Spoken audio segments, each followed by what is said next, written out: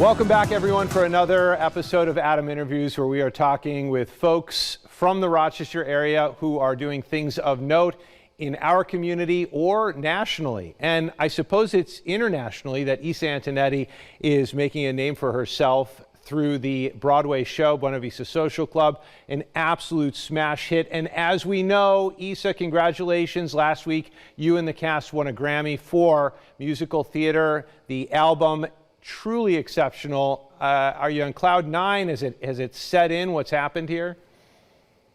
I don't think it's fully set in yet. I'm very happy that our music is being shared throughout the world, but also just with, familiar people. It's really nice to know that people are listening to us.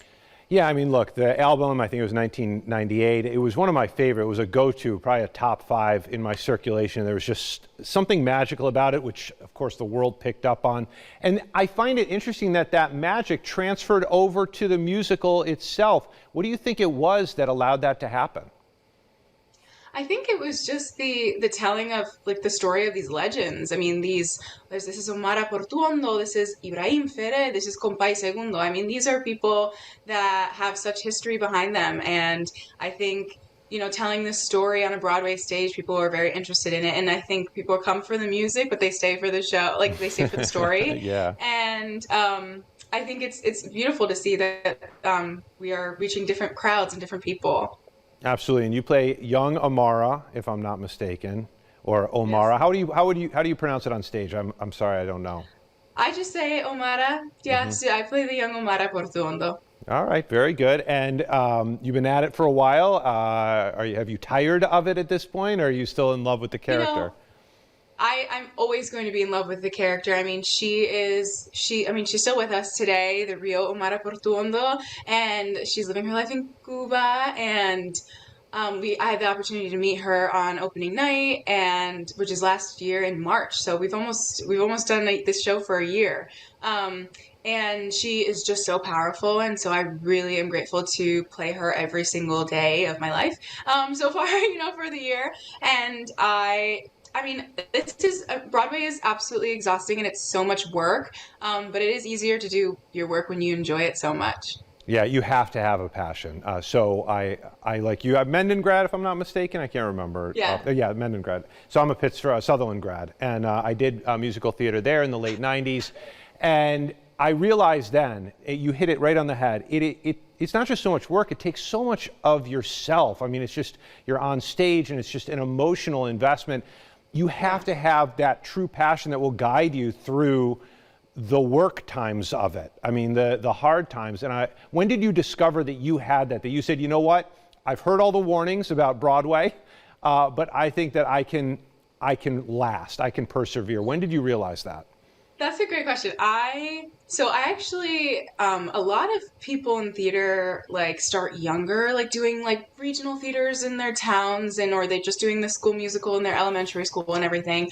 I didn't do that. I started around probably like 15 years old, or when I was going into high school. So however old that is, whatever age that is. And I started discovering that, I've always sung. Like I've always been singing. And so I knew that singing was going to be part of my career in my life, but I didn't know I could dance and act at the same time. And it was actually a career and everything. So eventually I had, the West Side Story movie, the revival of it, that Steven Spielberg directed, and I got to be in the room with him. I auditioned for it through the Puerto Rico office for Maria, and I got to audition for him and a lot in his creative team, and actually a lot of the people that I work with now on this show were part of that movie.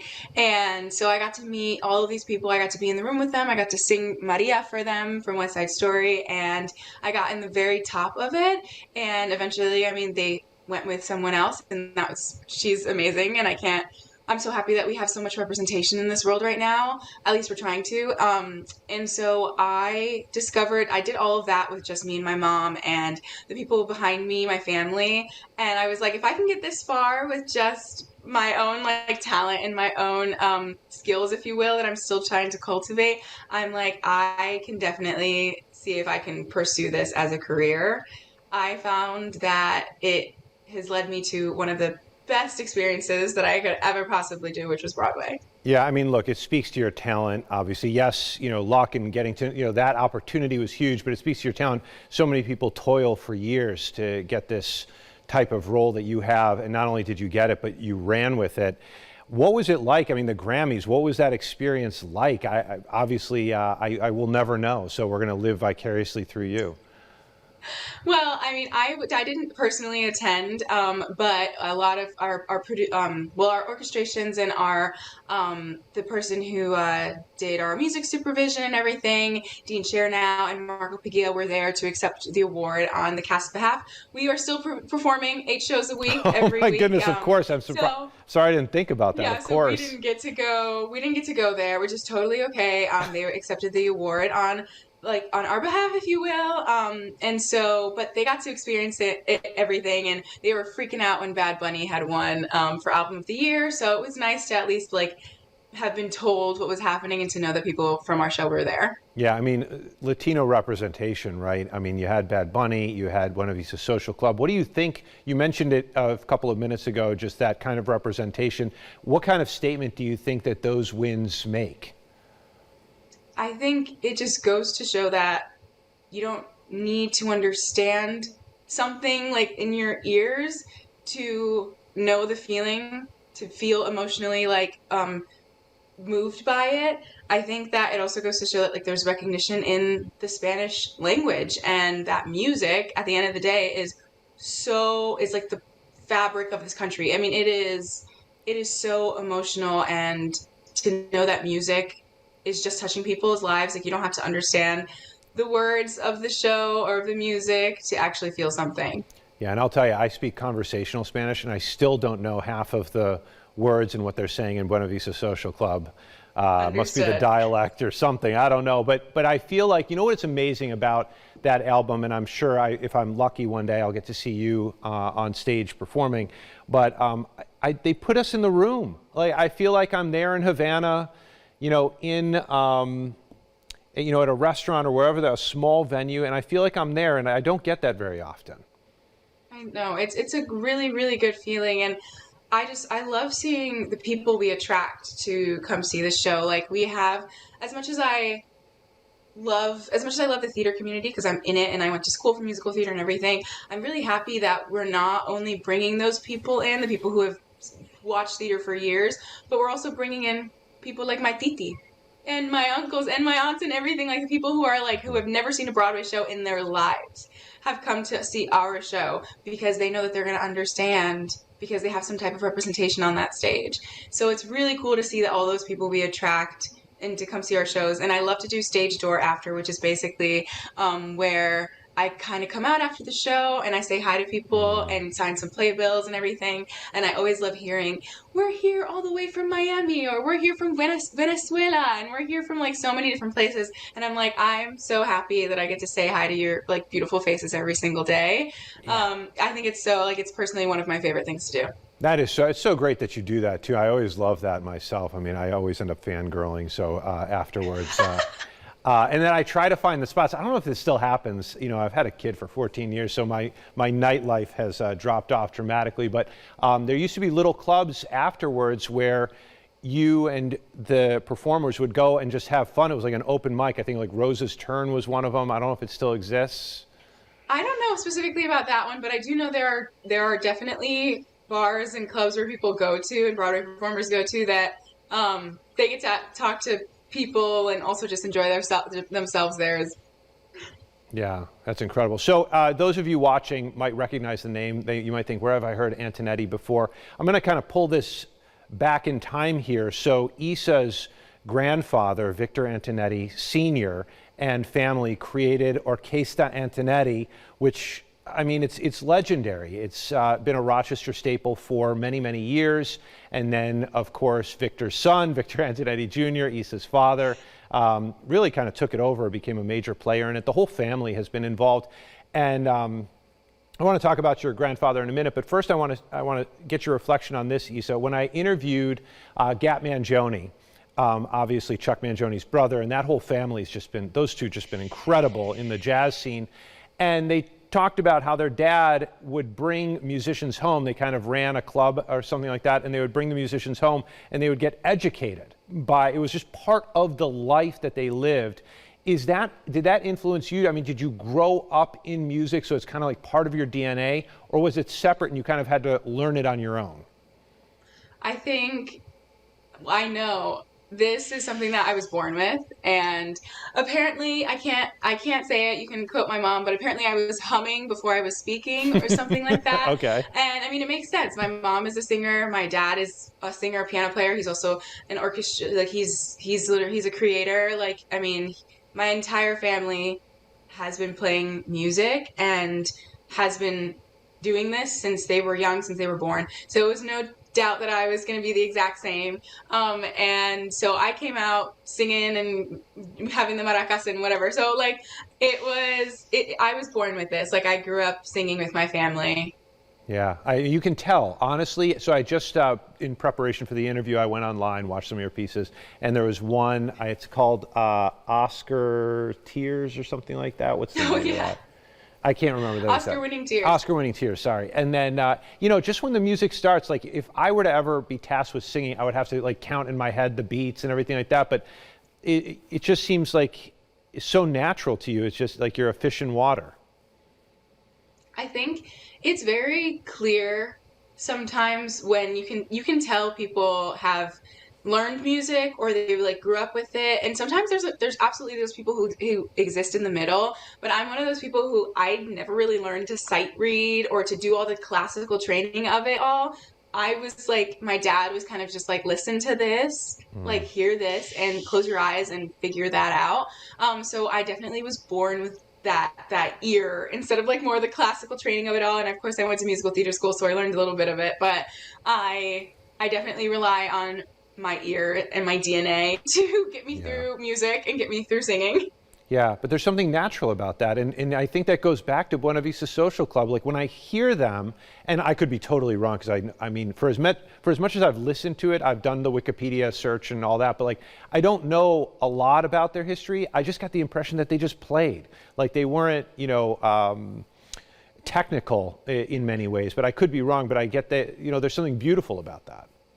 I feel like there's always going to be this technical aspect to it, but most of the time for this specific band and I mean, I didn't grow up with them mostly because I wasn't born yet, but after learning them and hearing them, you can tell that they are very much reliant on their heart and on their soul of their feeling of the music. Yeah. And when we were in the room creating for the Broadway production, because we have people like David Oquendo and Javier Diaz and, you know, Renesito Avich, who these are people in the show that are with us, like that are doing the show with me every single day. And they were adding arrangements to it, and we were doing that in the room. And I love it because we have a prime example of in the album, in the Broadway album, I have a song called Negra Tomasa, La Negra Tomasa, and there's specific soneos or like singing parts that I do that I don't do in the show anymore.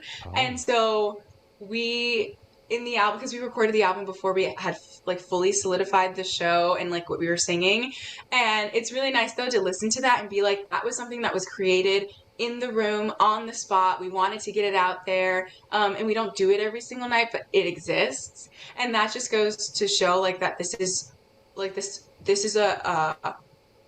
just like a cultivation of everyone's musical arrangements and those people who, you know, were from Cuba that are helping us in creating this every day. So it has that spontaneity and it has that feeling in it. What a gift! What a gift! And look, you're in this world, so I don't need to tell you this, but I've watched enough biopics and music histories to know that there's no guarantee that type of collaboration will happen again to the degree that it is for you now. I'm sure and hope that it will for you, just given your age and your, I think, general ability to almost help to cultivate that. But I love that you're appreciating that now, because there's no guarantee in life that happens again. And by the way, technical might not be the best word, maybe academic. I don't know, but the whole like The other thing I was going to, so I wanted to ask my condolences, of course, for your grandfather, Victor Antonetti Sr. I talked with your father shortly after his passing, and I guess I was struck by the legacy he left behind. I don't know if you feel comfortable talking about that at all. Well, I think it's just I mean he's so important to me and he always will be. And so I think it's emotional and it's tough to talk about, but he has created this legacy that will live on forever. And Yeah. there's no doubt that everyone around me and everyone in Rochester can feel that. And so I feel like that legacy speaks for itself. Yeah, absolutely. I appreciate it. And your favorite musical, I mean, obviously, you don't have to say Buena Vista Social Club, but I'd love to get your take on, if you were to go that musical that you could see 100 times and never tire of it, what would that be? Oh, I always struggle with these favorite questions because I'm a person that loves like all of it, and I'm like, I like it for this reason. I like this sometimes. It depends on the day. But if I had to choose, I mean, I am I am all about dramatics, and that's why I mean I'm in musical theater. I'm Yeah, all about the dramatics of everything, and yes, it has something to do with the movie, but I believe that Wicked on Broadway is always one of those go-to that you have to yeah, see. I mean, it's the celebration of being different, and I always think that whenever you need strong belting feelings of emotions or just disagreements that come into friendship, like whenever you need any of that, you go see Wicked. And I think that that's a show that I'm like, no matter who tackles that show, because it's a hard show, hmm I want to go see them thrive. So I think that show's for me the one that's been on there for a bit. All right. Well, I'm going to admit something to you. I have seen a lot of musicals in my life. RBTL is just incredible here, and I try to go to almost every show that they have. I have not seen Wicked. How crazy is that? Have you seen the movie? No. Okay. We've got some homework. All We've right. got some homework, Adam. I appreciate. You know what? This weekend, I'm going to get on it. You better. I'm going to get on. It blows my mind, and I've seen like traditional, modern. It doesn't. But anyway, so now that I've disclosed that embarrassing fact to the world, what's next for you? I mean, I know you're still doing this, but like, what happens? What's the life like of someone who's in a show? Do you do side projects? Do you look beyond? What happens? Well, you can do really anything if you really have the stamina for it. I'm continuing with the show for now, and I'm very happy to be in a stable, settled position with it. And so right now it's just continuing to pursue my career in different ways and different aspects. There's always TV, there's always film, and theater will always be there. So I'm very excited to explore all of those. Yeah, I was going to ask about the TV film because you just look at the energy that you have, and there's stuff beyond just the voice, I think. And so I'm very curious to see where that will lead. Do you have? I mean, are you Bill? You said when you got to start, it was kind of you and your mom, and like. Are people helping to guide you? Are you entering kind of now that you're in the professional world? You got the unions, you've got the reps. I mean, are you figuring stuff out as you go along here? Yes, and I have amazing teams that support me. I've got many teams that are helping me out, and we are all on the path of moving forward and making art. So I'm really excited. I'm happy that I have people to support me and my family, of course. I mean, I wouldn't be here without them. Yeah. Do you think people will be able to see you perform at all locally in the coming year, 2 years, 3 years? I'm not sure. I mean, New York City is so. I mean, although it's like technically an hour by flight, it's like 6 hours driving, and I'm like just to get to Rochester. So it's been Yeah. a little hard to get back to Rochester, especially doing an 8-show week, and we don't. With the union, we are fighting always to have some extra time to go off, but I have to find time to get back to Rochester because I have not yet. Yeah, well, it'll be a hit when it happens, and I will do everything I can with my megaphone to let folks know you're here. Advice for kids, maybe 15 years old who find themselves in the same boat you're in. They didn't go to the children's lessons and groups and everything like that, but they love what they do and they hear how difficult it is. Your advice to them? I think one thing I continuously say, and it's more of a general piece of advice, but if you are pursuing something that you find isn't a normal, stereotypical like job, if you will. If you're pursuing your dreams, which could be anything, try not to stop. Try to continue and keep pushing, and that's something that everyone says. But I also know that once you get there, and once you surround yourself with the people that you love and you want to see more of and that bring out the best in you, try and be kind to everyone around you. I notice in this industry, it can be hard to be externally kind to people because you're just so caught up in yourself and your life, and as you should be, because it's nice to be selfish sometimes, but try and be kind to the people around you, because you never know where those connections can take you, and people will always remember if you were kind or not. That's so true. That is such wonderful advice, and not just for professional growth, but I think that, I always say that happy people aren't mean. They can be, but if you're happy, so try to you can habitualize that, and so if you're kind, I think that can reflect back on you and your own. That's wonderful, wonderful advice. What would you be doing? By the way, I mean, you went to school for it, but if it didn't work out, what would you be doing?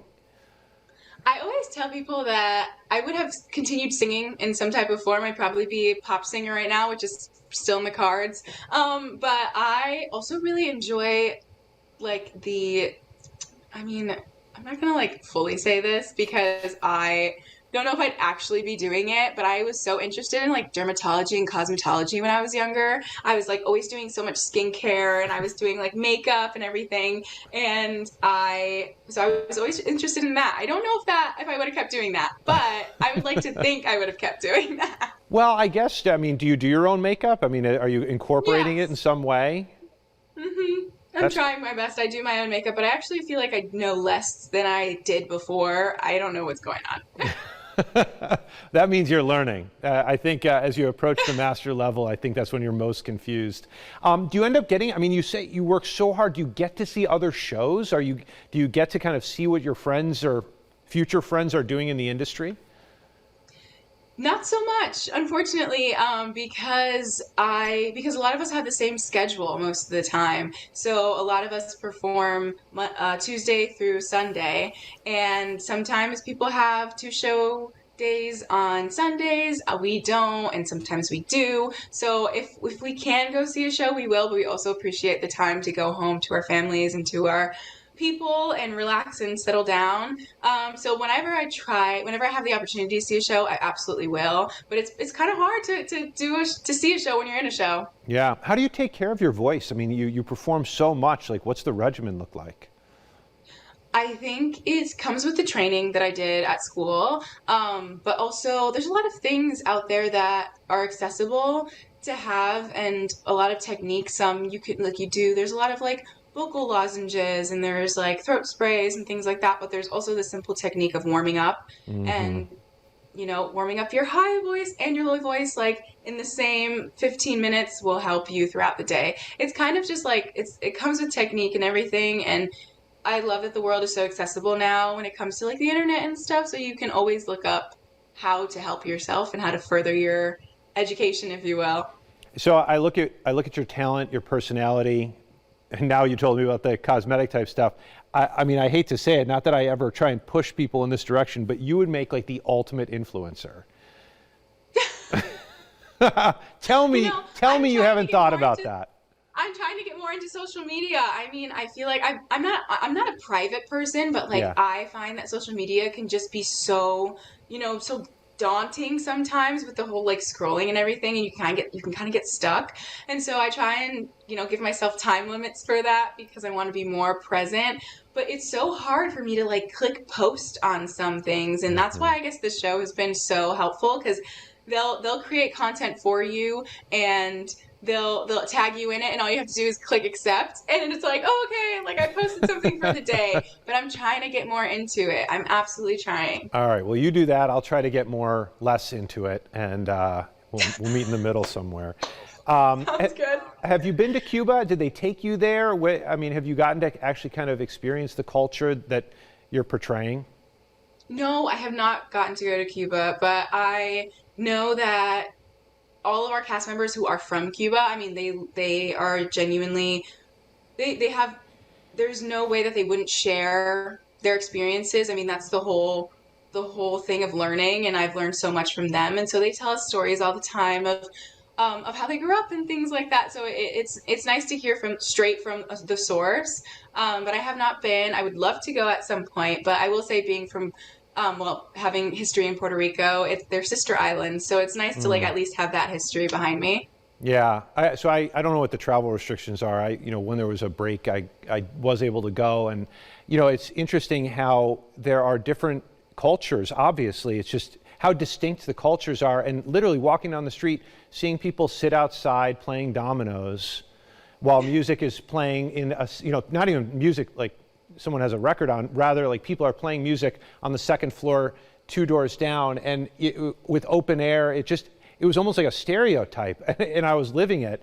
And so what you see on stage, what you hear in the album is true. I mean, it really exists, and what an incredible people, and the music is just an expression of that. That's how I feel. I can't wait to go back. Absolutely, absolutely. There's a joy in it, and you can tell because people do it. They don't do it for profit; they do it for themselves.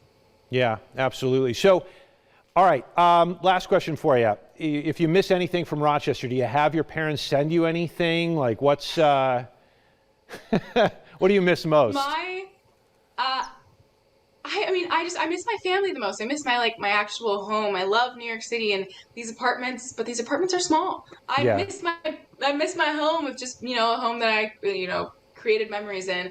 But my parents come to visit me often enough. I mean, my mom has seen the show, I think 15 plus times. So I know that whenever I need something, they are happy to ship it, but also they know that they're going to come soon. So I'll get it eventually. Yeah. Are you prepared for what could be coming for you? I mean, with just the travel and the notoriety, I mean, are you just kind of going day by day and not even thinking about that? I'm a day by day person, and I find that looking forward is so nice, but sometimes it's so overwhelming. And so day by day is how I've been going, especially because live theater is it's so exhausting, and it's so it's so rewarding at the same time, but if you're not in the moment, things fly by you. You forget lines, you forget, things like that. So the show has given me the opportunity to stay present. And so I've been trying to apply that to my everyday. I will say dishes are sitting there for a hot second because I'm so focused, but they will get done. So day by day. All right. Well, for me, the dishes sit there, and I don't have musical theater to blame. So I'm